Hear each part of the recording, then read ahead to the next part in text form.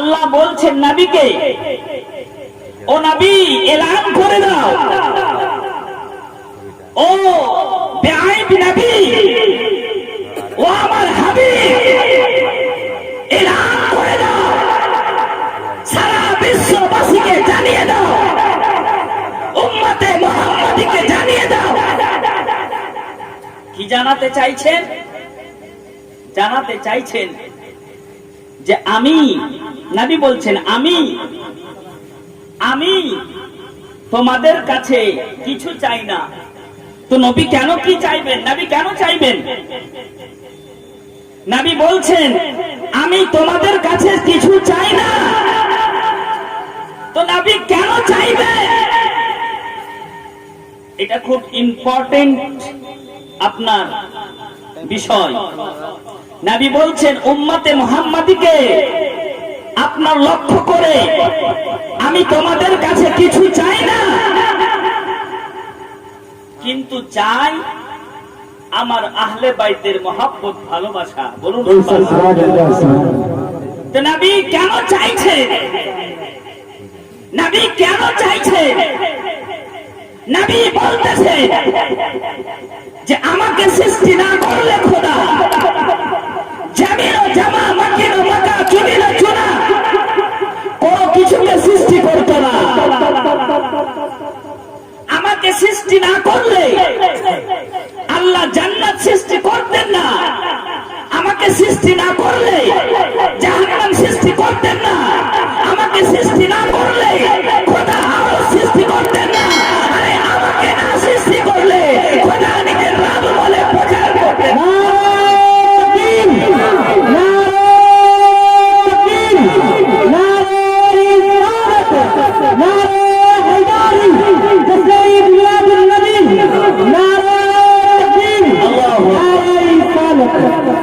তো আমার জন্যই, আমার কারণে, আমার জন্যই, মাচালকার বলো, আমার জন্যই তোমরা দুনিয়াতে আসতে পেরেছো। তো আমার জন্যই তোমরা মা পেয়েছো, আমার জন্যই তোমরা সংসার পেয়েছো, আমার জন্যই তোমরা জগৎ পেয়েছো, আমার জন্যই শান্তি পেয়েছো, আমার জন্যই আমার পেয়েছো, আমার জন্যই সব কিছু পেয়েছো। তো আমি তোমাদের কাছে কিছুই চাই না, চাই কেবলমাত্র আমার আহলে বাইতের ভালোবাসা, মহব্বত। আমার আহলে বাইতের মহব্বত, ভালোবাসা চাই, আর আমি কিছুই চাই না। তো আহলে বাইত কারা? আহলে বাইত হচ্ছেন আমার রাসূল করিম, রাসূল আরবি। আহলে বাইত হচ্ছেন ইমাম হাসান হোসেন। আহলে বাইত হচ্ছেন হযরতে আলী শেরে খোদা মুশকিলে কুশা হায়দারে কাররার। আলে রাসূল হচ্ছে আমার মা ফাতেমাতুজ জোহরা রাদিয়াল্লাহু তাআলা আনহা।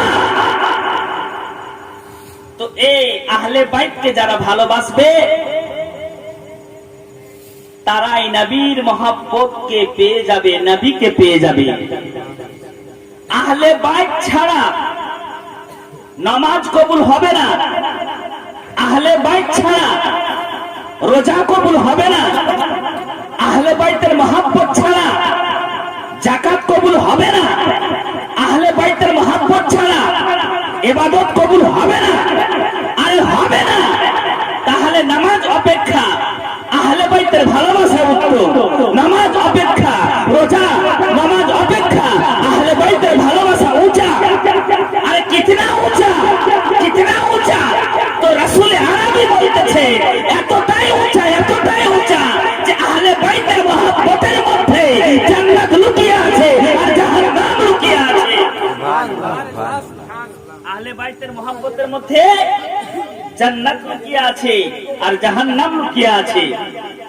আহলে বাইতকে কেউ যদি ভালো না বাসে, আহলে বাইতকে কেউ যদি তাচ্ছিল্যের ভাষা প্রয়োগ করে, আহলে নবীকে কেউ যদি খারাপ চোখে দেখে, আল্লাহ রাব্বুল আলামিনের নবী বলতেছে সে আমার উম্মত হতেই পারে না, আমার উম্মত থেকে খারিজ হয়ে যাবে।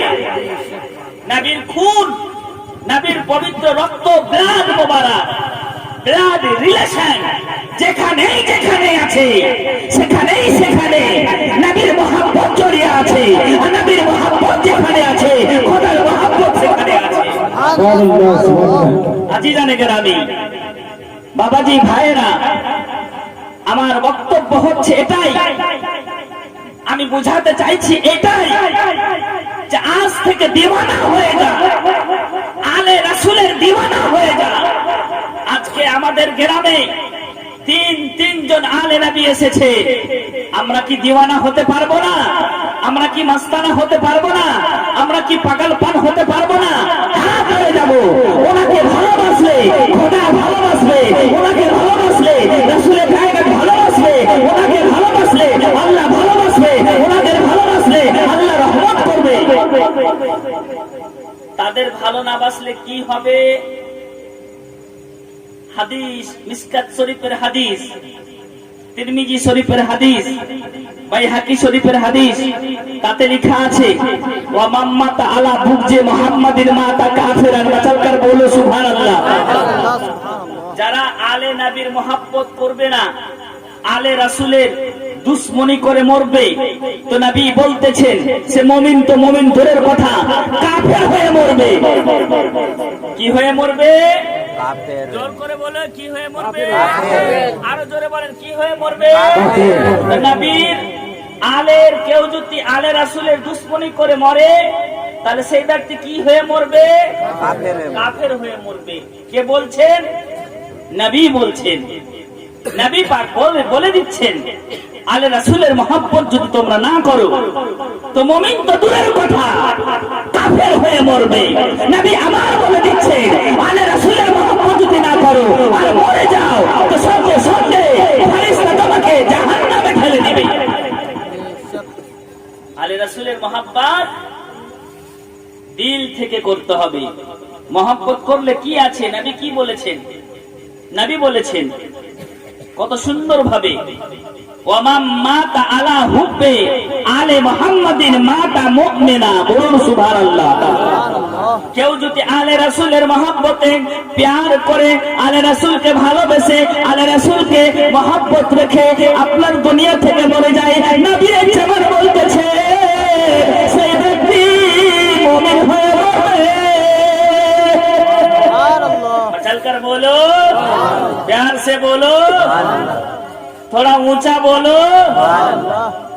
तो নবী বলতেছেন আলে রাসূলের সাথে মহব্বত করলে সে ব্যক্তি মুমিন হয়ে মরবে। নবী আরো বলতেছে আলে রাসূলের সাথে মহব্বত করে মরলে আল্লাহ তাআলা তাকে সঙ্গে সঙ্গে জান্নাতে দিয়ে দিবে বেগাইরিল হিসাব। বিনা হিসাবে জান্নাতে দিবে। আলে রাসূলকে ভালোবাসলে বিনা হিসাবে আল্লাহ জান্নাতে দিবে। আহারে, আমার নবী বলছেন আলে রাসূলকে কেউ যদি ভালোবেসে দুনিয়া থেকে মরে যায়, নোট করেন, জুমলা নোট कीजिए, আলে রাসূলকে ভালোবেসে কেউ যদি দুনিয়া থেকে মরে যায়, ৭৭টা ফেরেশতা তার কবরে কিয়ামতের সকাল অবধি তার জন্য দোয়া করতে থাকবে। খুশি হলেন না? তো জোর করে বলেন তো ইয়া রাসূলুল্লাহ।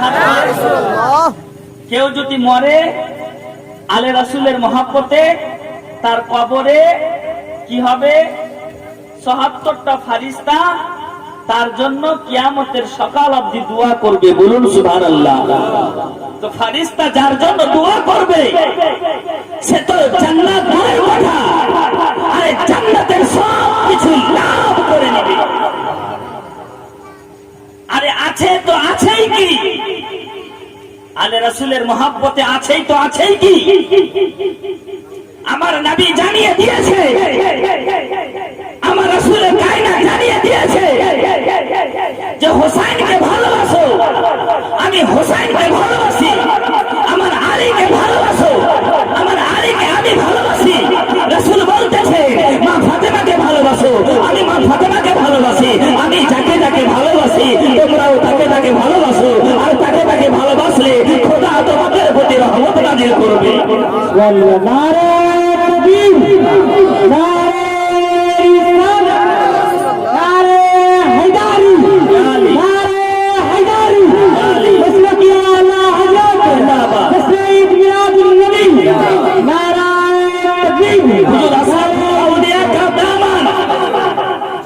তাজুল আউলিয়া কা দামান।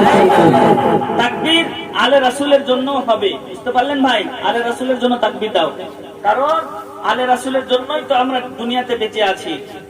পীর আলে রাসূলরা যদি দুনিয়াতে না থাকে, এলান করে বলছি, আমি মাওলানা ইব্রাহিম আশরাফি চ্যালেঞ্জ ছুড়ে বক্তব্য দিই, এটাও চ্যালেঞ্জ করছি আপনাদের সরজমিনে এসে, দুনিয়াতে যদি আলে রাসূল না থাকে তো দুনিয়া টিকে থাকবে না, দুনিয়া সঙ্গে সঙ্গে ধ্বংস হয়ে যাবে, কিয়ামত জারি হয়ে যাবে। আলে রাসূলের জন্য আমরা বেঁচে আছি, আলে রাসূলের কারণে দুনিয়া টিকে আছে, আলে রাসূলের জন্য কায়নাত টিকে আছে, আলে রাসূলের জন্য সমুদ্র টিকে আছে, আলে রাসূলের জন্য সারা পৃথিবী টিকে আছে, টিকে আছে।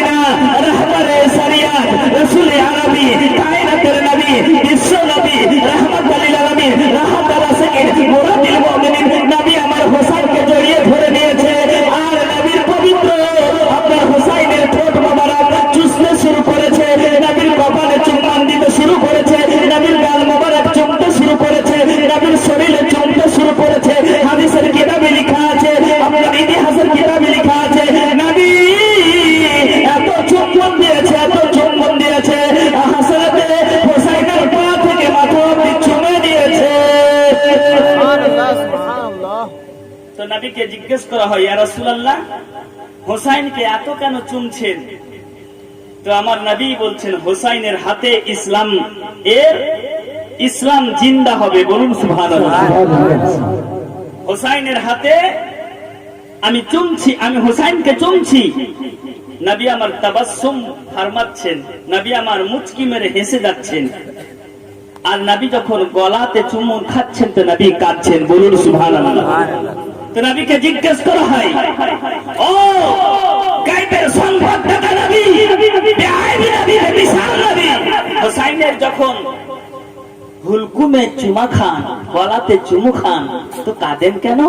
তো নবী বলতেছে, কাল কারবালাতে হোসাইনকে শহীদ করে দিবে ইয়াজিদেরা, হোসাইনকে শহীদ করবে মুসলমানেরা, হোসাইনকে শহীদ করবে আমার উম্মতেরাই। বুঝা গেল?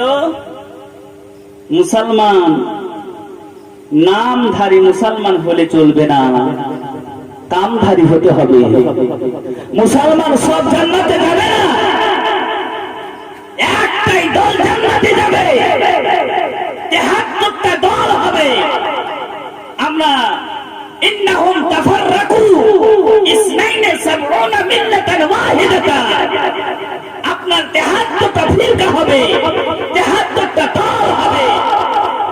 একটাই দল জান্নাতে যাবে, বাকি দল জাহান্নামে যাবে। মাচাল কর বলো সুবহানাল্লাহ, প্যার সে বলো সুবহানাল্লাহ। নবী বলতেছেন, কারবালাতে হযরতে হুসাইনকে শহীদ করে দিবে। কে শহীদ করবে? মুসলমান। কোন মুসলমান? ইতিহাসে পড়েছি আমি যে 22,000 হুসাইনের পক্ষে সৈন্য ছিল। কত হাজার? 22,000। আর হুসাইনের দলবল ছিল মাত্র 72 জন। কতজন? 72। অন্য একটা রিওয়ায়াত আছে 73 জন। আর ইয়াজিদের পক্ষে লোক ছিল কত? 22,000 সৈন্য, মোটা মোটা সৈন্য, শক্তিশালী সৈন্য।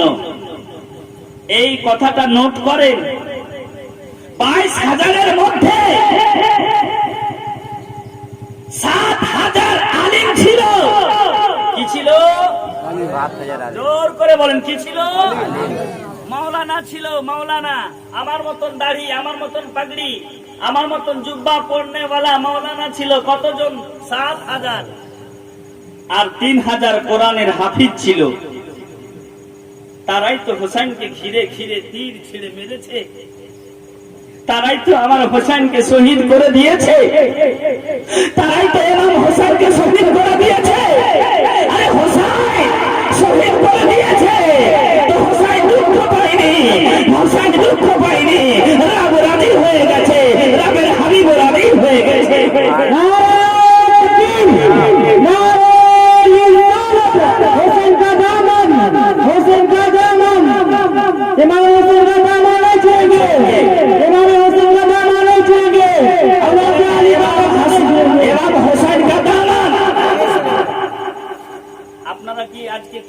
পাননি?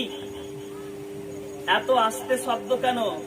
ইমাম হুসাইন কা দামান, আরো জোরে, ইমাম হুসাইন কা দামান। হলো না, দুহাত তুলে ইমাম হুসাইন কা দামান, ইমাম হাসান কা দামান, হুজুর আশরাফুল আউলিয়া কা দামান, তাজুল আউলিয়া কা দামান, আওহাদুদ্দিন মাজ আশরাফ কা দামান। আমরা দামান ছাড়বো না, আমরা দামান ধরেছি সাচ্চা পীরের। তো হযরত হুসাইনকে শহীদ করে দিয়েছে 22,000 সৈন্য, 22,000 কমান্ডার।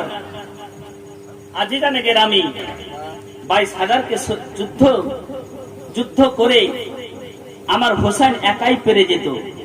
পয়েন্টের কথা বলে বলে শেষ করছি। পীর চলে আসছেন, আমার হুসাইন কারবালাতে উপস্থিত, কারবালাতে উপস্থিত।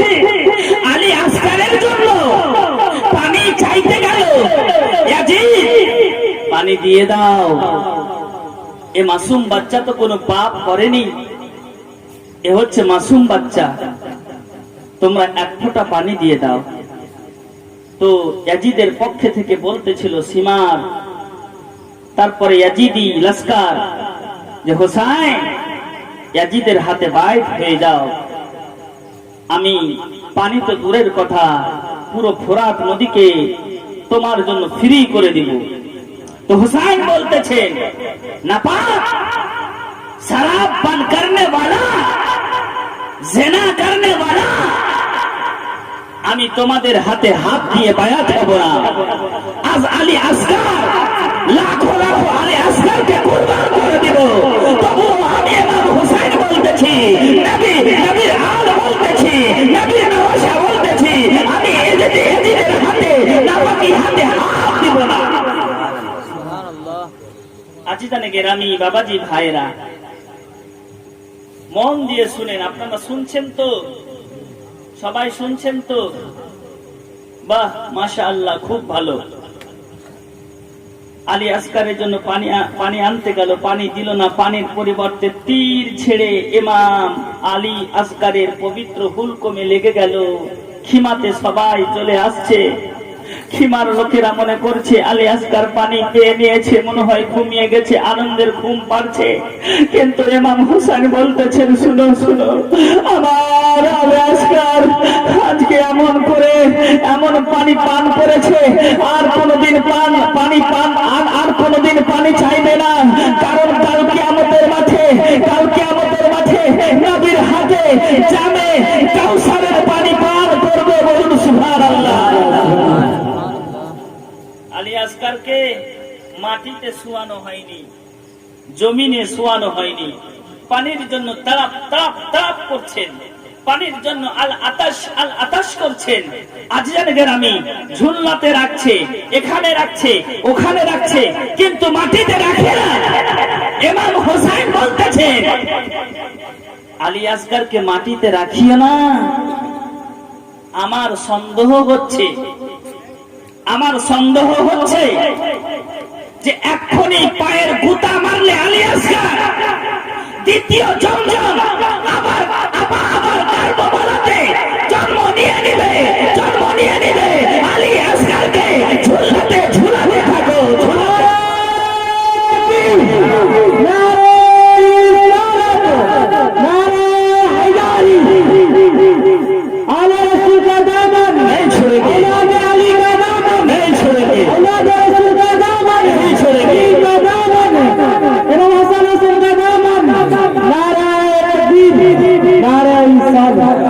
আমার ইমাম হুসাইনের বড় ছেলে আলী জীবনী শুনেননি? জীবনী শুনে মনে নাই? আলী আকবর, বড় ছেলে আলী আকবর যুদ্ধ করতে গেছে, তো মূল যুদ্ধ চালাচ্ছে। এত যুদ্ধ চালিয়েছে, জোরে সরে যুদ্ধ চালিয়েছে, একেবারে নওজওয়ানের সাথে যুদ্ধ চালিয়েছে। আলী আকবর যুদ্ধ করতে করতে ক্লান্ত হয়ে গেছে। হঠাৎ করে এক ইয়াজিদি এসে এমন করে তীর মারলো, আলী আকবর দুনিয়া থেকে বিদায় নিয়ে নিল, আলী আকবর দুনিয়া থেকে বিদায় নিয়ে নিল। জোরে জোরে পড়েন ইন্না লিল্লাহি ওয়া ইন্না ইলাইহি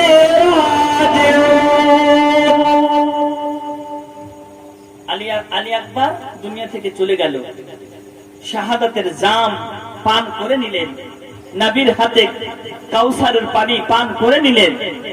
তো বডি তো আনতে হবে কার্বোবালা থেকে, বডি তো আনতে হবে কার্বোবালা থেকে। আরে ইমাম হুসাইন এর বয়স মোবারক ছিল 55 বছর 5 মাস 5 দিন বয়স হলো। আর কার্বোবালাতে হাঁটতে হাঁটতে গিয়ে আলী আকবরের দেহকে হাতে নিয়েছে, আলী আকবরের পবিত্র লাশা মোবারকাকে দেখেছে, ওনার পবিত্র দেহ মোবারককে পড়ে থাকতে দেখলো, আর কোলে উঠিয়ে নিয়ে কাঁদতে শুরু করেছে। এত দুঃখ পেয়েছে, এত দুঃখ পেয়েছে, খোদার কসম করে বলি, সঙ্গে সঙ্গে ইমাম হুসাইনের কাঁচা দাড়ি শোকে দুঃখে বেদনাতে আপনার কাঁচা দাড়ি পেকে লাল হয়ে গেছে, সাদা হয়ে গেছে। বুঝতে পারলেন? কে কে বুঝেছেন হাত তুলে বলেন তো? সবাই বুঝেছেন। ইমাম হুসাইনের বয়স কত বললাম? 55 বছর 5 মাস 5 দিন। একটাও দাড়ি পাকেনি, একটাও চুল পাকেনি, শরীরের কোন লোমের পরিবর্তন হয়নি। টাটকা যুবক নিজের বেটাকে শহীদ হতে দেখে সঙ্গে সঙ্গে দাড়ি আপনার পেক আপনার লাল হয়ে গেল, মাথার চুল লাল হয়ে গেল, আপনার ধুলাবালি মারতে শুরু করেছে, এত কাঁদতে শুরু করেছে, এত কাঁদতে শুরু করেছে। ইমাম হুসাইনের কান্না খোদা দেখে বলতেছে, যা যা কারবালাতে ফেরেশতা চলে যা, গিয়ে ইমাম হুসাইনকে সান্ত্বনা দিয়ে আয়। ইমাম হুসাইন গোদে নিয়ে নিয়েছে, কোলে নিয়ে নিয়েছে, কোলে নিয়ে খিমাতে আসলো, পবিত্র লাশা মোবারকাকে দেহকে রেখে দিল। রেখে দেওয়ার পর ইমাম হুসাইন বলতেছে, দেখো তোমরা কেউ কাঁদিও না, তোমরা সকলেই সকলেই তোমরা সবুর করো। আল্লাহ তাআলা বলতেছেন, ইন্নাল্লাহা মা'আস সাবিরিন, অবশ্যই আল্লাহ সবুরকারীদের সঙ্গ লাভ করে সঙ্গে থাকবে। বলুন সুবহানাল্লাহ। যুদ্ধ চলতেছে, যুদ্ধ চলতেছে, একের পর এক যুদ্ধ চলতেছে, শহীদ হতে যাচ্ছে, যুদ্ধ চলতেছে, শহীদ হতেছে। এবার পরাশলো আপনার ইমাম, আমাদের ইমাম, জগতের ইমাম হযরতে ইমাম হুসাইন। হযরতে ইমাম হুসাইন যুদ্ধ করতে ময়দানে নেমেছে। আপনার যুদ্ধ করার আগে ইমাম হুসাইন বলতেছে, দেখো এখনো সুযোগ আছে, ইয়াজিদি লাস্কার, আমার আলী আসকারকে শহীদ করেছি তো করেছি, আলী আকবরকে কুরবান করে দিয়েছি, কোন তাকওয়া কোন ইফে পড়বে না। এখনো তো মেনে নাও যে নবী পাক সাল্লাল্লাহু আলাইহি ওয়াসাল্লামের নওয়াসা নাতির হাতে তোমরা বায়াত হয়ে মুসলমান হবে। ইয়াজিদি লাস্কার বলছে, কখনোই হুসাইন তোমার হাতে হাত দিয়ে বায়াত হব না। তো ইমাম আলী মাকাম হযরতে হুসাইন বলতেছেন, ইয়াজিদি লাস্কার, দুনিয়াতে মজা করে নে, কাল হাসরের ময়দানে আমার নানার সামনে কি করে মুখ দেখাবি? বলুন সুবহানাল্লাহ। জোর করে বলেন সুবহানাল্লাহ। আমার নানার সামনে কেমন করে মুখ দেখাবি?